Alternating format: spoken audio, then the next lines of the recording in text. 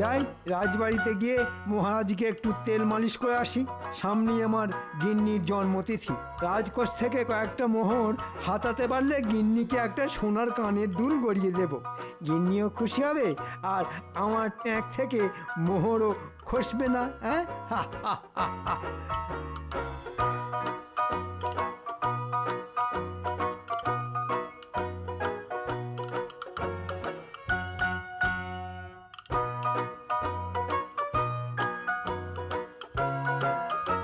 আসবো মহারাজ? কে কে? ওহ, মন্ত্রী তুমি? তা এত সকাল সকাল কি চাই শুনি? আগে রাজকোষের চাবিটা নিতে এলাম মহারাজ। কেন কেন? রাজকোষের চাবি নিয়ে তুমি কি করবে? আগে নবাব বাহাদুরকে খাজনা দেওয়ার সময় তো প্রায় চলে এলো, তাই মোহরগুলো গুনে রাখতাম মহারাজ। না না না না, এবার খাজনা দিতে আমার একটু দেরি হবে। রাজকোষে বেশি মোহর নেই তো। সব যদি খাজনা হিসেবে নবাব বাহাদুরকে দিয়ে দিই, তাহলে বাকি মাসটা চলবে কেমন করে শুনি? এই রে, এবার কি হবে? আপনি মিছি মিছি চিন্তা করছেন মহারাজ, আমি তো আছি। প্রজাদের কাছ থেকে অগ্রিম খাজনা তুলে আনবো আমি। একদম নয়। রাজ্যের গরিব প্রজাদের ওপর জুলুমবাজি আমি একেবারেই সহ্য করব না। আমি নিজে নবাব বাহাদুরকে অনুরোধ করব খাজনা দেওয়ার সময়সীমা পিছিয়ে দেওয়ার জন্য, কিন্তু প্রজাদের কাছ থেকে আমি অগ্রিম খাজনা কোনোদিনও চাইব না। সে আপনি যা ভালো বুঝবেন তাই করবেন মহারাজ, কিন্তু আমাকে আপাতত রাজকোষের চাবিটা তো দিন। কেন? খাজনা যখন পরে দেব বললাম, তারপরেও রাজকোষের চাবি নিয়ে কি হবে শুনি? মানে এমনি মহারাজ, অনেকদিন রাজকোষ খোলা হয়নি তো, যদি তালায় জং পড়ে যায় তখন কি হবে? তালায় তেল ঢেলে দেব তাও ভালো, কিন্তু রাজকোষের চাবি আমি তোমাকে দেব না। হ্যাঁ, আচ্ছা মহারাজ। মন্ত্রী ভাবে আমি কিছুই বুঝি না। ওরে, আমি সব বুঝি। না, আমার উপর মহারাজের বিশ্বাস দিন দিন উঠে যাচ্ছে। এইভাবে চলতে থাকলে মহারাজ আমাকে আর কোনো দিন রাজকোষের চাবি দেবেন না। তখন আমাকে শুধু ওই বেতনের পয়সায় সংসার চালাতে হবে। সেটা কি করে হয়? রোজ যেমন সূর্য ওঠে দিন রাত হয়, তেমনই মন্ত্রী চুরি করে, এটাই চিরন্তন সত্য। এবার কিছু একটা করে আমাকে মহারাজের মন জয় করতেই হবে, তাহলেই কেল্লা ফতে। এই দেখ না, এক ঢিলেই ওই পাকা আমটা আমি পেরে দেবো। ওরকম মনে হয়। আগে পেরে দেখা, তারপর তোর কথা বিশ্বাস করব।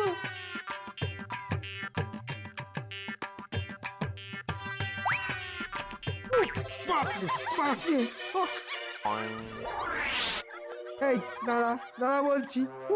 কি বেয়াদব ছেলে রে বাবা। হবেই তো, যেমন দাদু তেমন তার নাতিরা।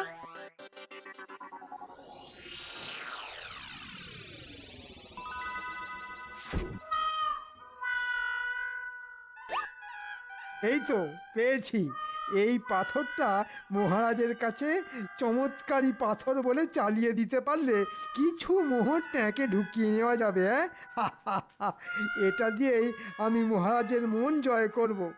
যাই, এখনই একবার রাজবাড়ির দিকে যাই।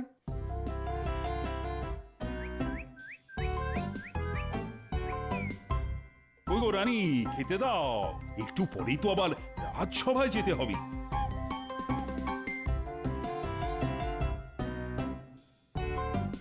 কি আজও ভাত ডাল আর কুমড়োর ঘ্যাঁট? রোজ রোজ মাছ মাংস ডিম খাওয়া উচিত নয়, তাছাড়া আপনার বয়স হচ্ছে। দূর, রোজ রোজ এই একই খাবার খেতে আমার মোটেই ভালো লাগে না। ও রানী, রানী গো, আমার যে আজ সকাল থেকেই বড় কচি পাঁঠার মাংস খেতে ইচ্ছে করছে। না না না, একদম নয়।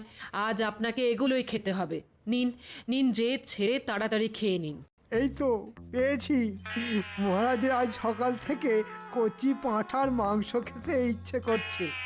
এই পাথরের গুণে মহারাজ কচি পাঁঠার মাংস পেয়ে গেলে মহারাজ বিশ্বাস করতে বাধ্য হবে এটা চমৎকারী পাথর। এখনই এই পাথরটা মহারাজের হাতে তুলে দেওয়া ঠিক হবে না। যাই, আগে গিয়ে একটা কচি পাঁঠার ব্যবস্থা করি, তারপর রাজসভায় সবার সামনে আমি এই পাথরটা মহারাজকে দেব।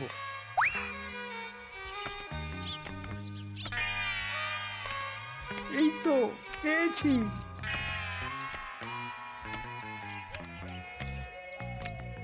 এই যে পুঁটির বাবা, তোমার নামে একটা অভিযোগ আছে। হ্যাঁ, কি অভিযোগ মন্ত্রীমশাই? এই মাসের খাজনা তুমি এখনো জমা করনি, তাই মহারাজ তোমার উপর রেগে আছেন। আগে এই মাসে চাষবাস খুব একটা ভালো হয়নি মন্ত্রীমশাই, তাই মানে এসব কথা বলে কোনো লাভ হবে না। আমাকে মহারাজ পাঠিয়েছেন তোমার কাছ থেকে খাজনার টাকা নিয়ে যাওয়ার জন্যে। আমাকে আমাকে ক্ষমা করে দিন মন্ত্রীমশাই, আমি গরিব মানুষ। এই মাসে খাজনা দিলে আমাকে আর আমার বাচ্চাদের সারা মাস না খেয়ে থাকতে হবে। আচ্ছা আচ্ছা, একটা উপায় আছে যাতে মহারাজ খুশি হয়ে তোমার খাজনা মুকুব করে দিতে পারেন। কি উপায় মন্ত্রীমশাই?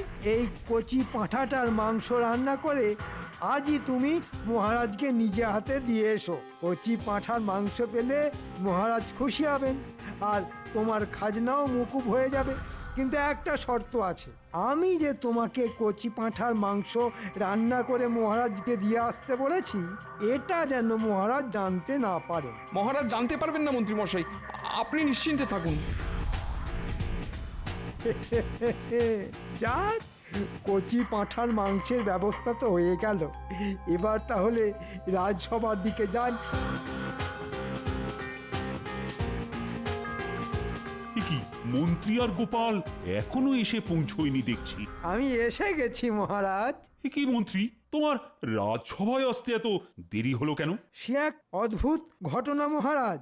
আমি রাজসভায় আসবো বলে রাস্তা দিয়ে হেঁটে হেঁটে যাচ্ছিলাম। হঠাৎ রাস্তায় আমার সঙ্গে এক সাধু বাবার দেখা হলো। সাধু বাবা আমাকে এই পাথরটা দিয়ে বললেন, এটা যেন আমি আপনাকে দিয়ে দিই। এটা আবার কি? এটা যেসে পাথর নয় মহারাজ, এটা চমৎকারী পাথর। সাধু বাবা বললেন, এটা হাতে রেখে চোখ বন্ধ করে আপনি যা চাইবেন তাই পাবেন। তাই নাকি? তাহলে তো একবার পরীক্ষা করেই দেখতে হচ্ছে। এই চমৎকারী পাথর, আমার বড় কচি পাঁঠার মাংস খেতে ইচ্ছে করছে। তুমি যদি সত্যি সত্যি চমৎকারী পাথর হয়ে থাকো, তাহলে আমার জন্য কচি পাঁঠার মাংসের ব্যবস্থা করে দাও। মহারাজের জয় হোক, আমি আপনার জন্য সামান্য উপহার এনেছি মহারাজ। মেলাতে গিয়ে গুলিয়ে যাচ্ছে আমার সব ছন্দ। মহারাজ, আমার নাকে আসছে কচি পাঁঠার মাংসের গন্ধ। সত্যি তো, সভাকবি একদম ঠিক বলেছে। তুমি আমার জন্য কি উপহার নিয়ে এসেছো শুনি? আগে কচি পাঁঠার মাংস রান্না করে নিয়ে এসেছি মহারাজ। দেখেছেন মহারাজ, বলেছিলাম না? হ্যাঁ, জয় চমৎকারী পাথরের জয়। জয় জয় চমৎকারী পাথরের জয়। আজ রাজসভায় গিয়ে মহারাজের কাছ থেকে 7 দিনের ছুটি চেয়ে নেব। মহারাজ যদি ছুটি দিতে না চান, তাহলে মহারাজের পা ধরে লুটিয়ে পড়ে হাত জড়ো করে যে করেই হোক 7 দিনের ছুটি আমি আদায় করেই ছাড়ব। কি ব্যাপার ভাই, তুমি এই 7 সকালে রাজবাড়িতে কি করতে এসেছিলে শুনি? মহারাজের জন্য কচি পাঁঠার মাংস রান্না করছিলাম গো গোপাল দাদা, সেটা দিতেই এসেছিলাম। কচি পাঁঠার মাংস? তা সেটা কি শুধু মহারাজের জন্যই রান্না করেছো? না না, তোমার জন্যও আছে গোপাল দাদা। আমি পুঁটির হাত দিয়ে তোমার বাড়িতে কচি পাঁঠার মাংস পাঠিয়ে দেবো। শোনো শোনো, বাড়িতে গিন্নি নেই বুঝলে, গিন্নি বাপের বাড়ি গেছে, তাই পুঁটিকে দিয়ে আমার বাড়িতে মাংস পাঠাতে হবে না। আমি নিজে তোমার বাড়িতে গিয়ে খেয়ে আসবো, কেমন? এবার আমি রাজসভায় যাই।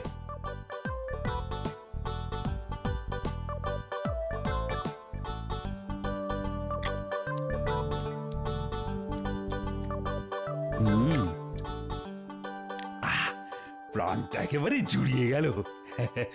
সব হয়েছে এই চমৎকারী পাথরের জন্য। কি হয়েছে মহারাজ? আরে গোপাল যে, এসো এসো এসো। চমৎকার হয়েছে গোপাল, চমৎকার হয়েছে। এবার গোপালকে পথ থেকে সরাতে পারলেই আমার রাস্তা পরিষ্কার। মহারাজ, গোপালকে এসব বলে লাভ নেই। গোপাল কিছুই বিশ্বাস করবে না। না না না না, বিশ্বাস তো করতেই হবে। একটু আগেই বিশ্বাস করার মতন একটা কাণ্ড ঘটে গেছে যে। মহারাজ ঠিক বলেছেন গোপাল। একটু আগে মহারাজ হাতে চমৎকারী পাথর নিয়ে কচি পাঁঠার মাংস খাওয়ার ইচ্ছে প্রকাশ করেছিলেন। তারপর? তারপর আর কি, একজন প্রজা এসে মহারাজকে কচি পাঁঠার মাংস দিয়ে গেলেন। সব হয়েছে এই চমৎকারী পাথরের জন্য। আর আমাকে এই পাথরটা দিয়েছে মন্ত্রী। আগে ওসব পাথরের জোরে হয়নি মহারাজ, হওয়ার ছিল তাই হয়েছে। মানে কি বলতে চাইছো গোপাল? অন্ধবিশ্বাস ভালো নয় মহারাজ, এটাই বলতে চাইছিলাম। দেখেছেন মহারাজ, গোপাল কেমন চমৎকারী পাথরের বদনাম করছে। গোপাল, তুমি আমার চমৎকারী পাথরের বদনাম করেছো, আমি কিন্তু তোমাকে ছাড়বো না। ছাড়া ধরা সব আপনার হাতে মহারাজ, আমি শুধু সত্যিটা বললাম।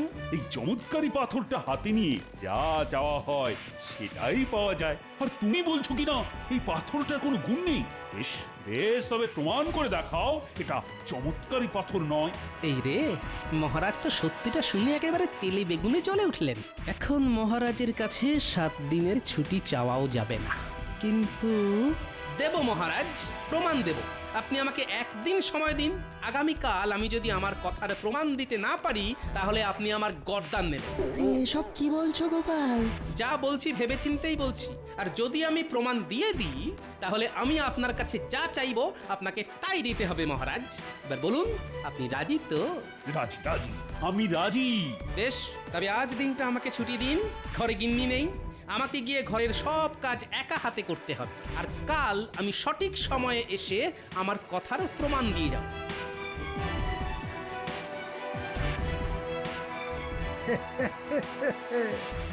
গোপাল কিভাবে প্রমাণ দেয় দেখবো শুধু।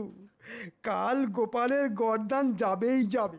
গোপালকে নিয়ে না আর পারা গেল না। ওদিকে আবার নবাব বাহাদুর খাজনা পাওয়ার জন্য হাত পেতে বসে আছে।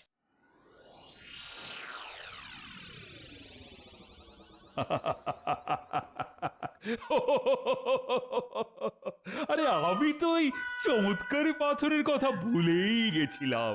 এই চমৎকারী পাথর নবাব বাহাদুর যেন এই মাসের খাজনার টাকা মকুব করে দেন।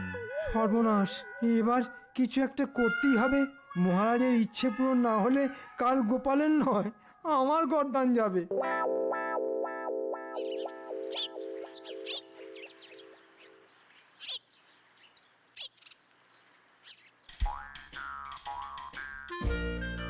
কি হলো জাহাপানা? কি নিয়ে এত চিন্তা করছেন? মাস শেষ হতে চললো, কৃষ্ণচন্দ্র এখনো খাজনা পাঠালো না যে উজির। আমার মনে হয় রাজা কৃষ্ণচন্দ্র খাজনার কথা ভুলেই গেছে জাহাপানা। বলাচ্ছি আমি। এই দূত, এক্ষুনি চিঠি নিয়ে কৃষ্ণচন্দ্রের কাছে যাও। চিঠিতে কৃষ্ণচন্দ্রকে কি লিখবেন জাহাপানা? লিখবো, আজকের মধ্যে খাজনা না পেলে খুব খারাপ হয়ে যাবে। এবার একটা না একটা ব্যবস্থা করতেই হবে। মহারাজ পাথরের কাছে চেয়েছেন নবাব বাহাদুর যেন এই মাসের খাজনা মকুব করে দেন। এটা যদি সত্যি না হয় তাহলে মহারাজের পাথরের ওপর বিশ্বাস উঠে যাবে, আর সেটা আমি কিছুতেই হতে দেব না।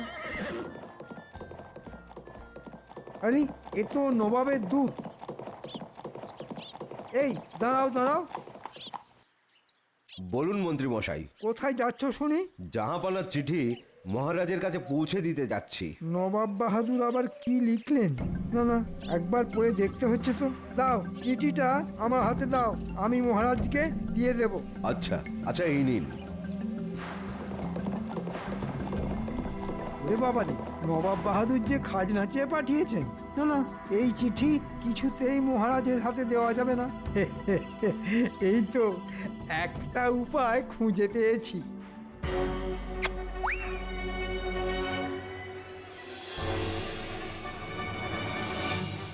কি মন্ত্রী মশাই নবাব বাহাদুরের চিঠি ছিঁড়ে ফেললেন?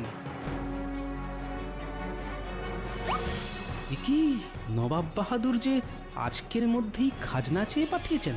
বেটা মন্ত্রীটা নিশ্চয়ই মনে মনে কোনো ফোন দিয়ে এটেছে। না না, মন্ত্রীকে একটু চোখে চোখে রাখতে হবে দেখছি।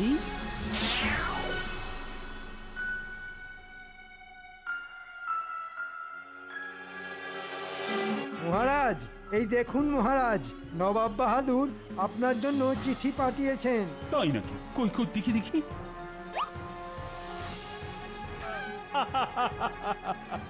জানতাম, আমি ঠিক জানতাম এরকম কিছু একটা ঘটবে। জয় চমৎকারী পাথরের জয়। নবাব বাহাদুর কি লিখেছেন মহারাজ? নবাব বাহাদুর লিখেছেন এই মাসের খাজনা উনি মকুব করেছেন। নবাব বাহাদুর নয়, এই চিঠিটা আমি লিখেছি। মন্ত্রী, আজ তুমি না থাকলে এই চমৎকারী পাথরটা কিছুতেই আমার হাতে আসতো না। আমি খুব খুশি মন্ত্রী, খুব খুশি। মহারাজ খুশি যখন হয়েছেন, তখন আজ থেকে রাজকোষের চাবির দায়িত্ব আমাকেই দিন না। এই নাও মন্ত্রী, এই নাও। আজ থেকে রাজকোষের চাবির দায়িত্ব তোমার। কাল শুধু দেখবো গোপাল কিভাবে প্রমাণ করে যে এই পাথরের কোনো গুণ নেই। আর গোপাল প্রমাণ দিতে না পারলে গোপালের গর্দান যাবে।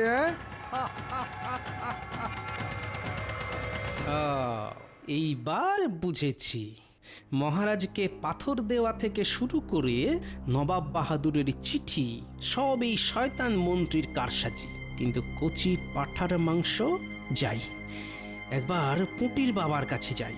একমাত্র পুঁটির বাবাই আমাকে সত্যিটা বলতে পারবে।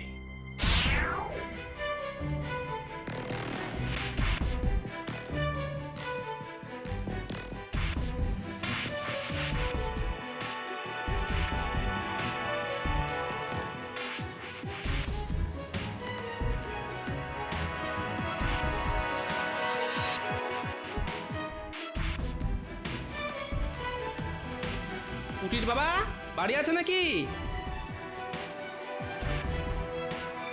গোপাল দাদা যে, এসো এসো এসো।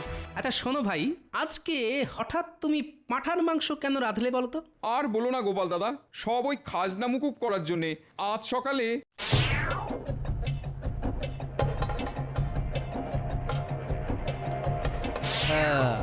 এইবার বুঝেছি। বাহ, আমাদের মন্ত্রী মশাই গুছিয়ে বেশ ভালোই চাল চেলেছেন দেখছি।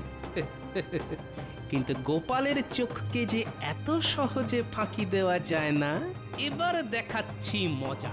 কি ভাবছো গোপাল দাদা? কিছু না কিছু না, আমার বড় খিদে পেয়েছে। চলো এবার আমি কবজি ডুবিয়ে পাঁঠার মাংস খাবো। কৃষ্ণচন্দ্রের এত বড় সাহস, আমার চিঠি পেয়েও খাজনা দেয় না। এই উজির, এক্ষুনি ঘোড়া বার করো, আমি কৃষ্ণনগরে যেতে চাই। চলুন জাহাপানা।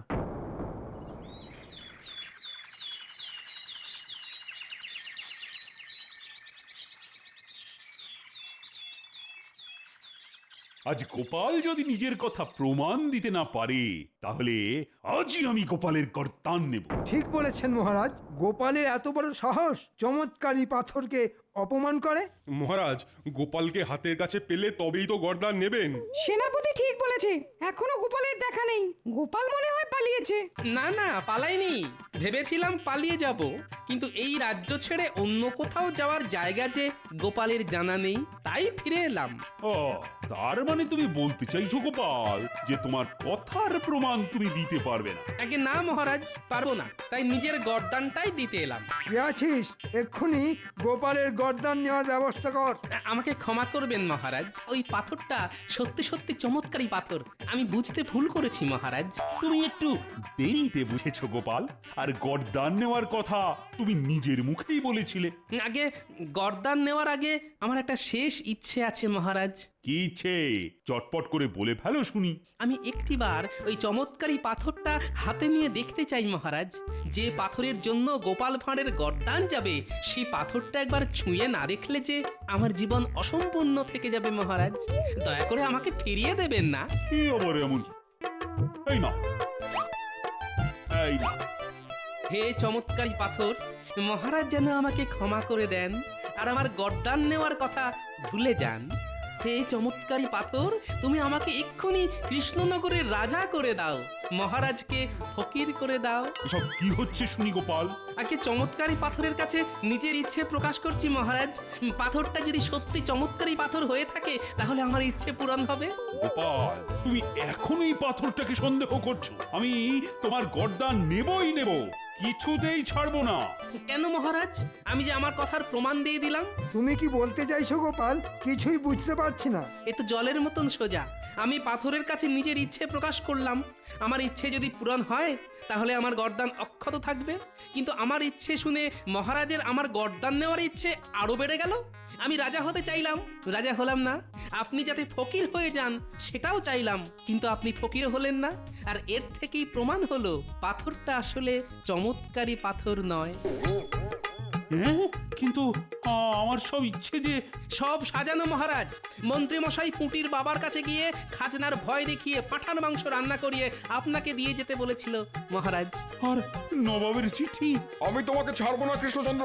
আমার চিঠি পেয়েও তুমি সেটা অগ্রাহ্য করলে, এত বড় সাহস তোমার! সর্বনাশ, এবার কি হবে? সে কি? আপনি তো চিঠিতে লিখেছিলেন আপনি মাসের খাজনা মকুব করেছেন।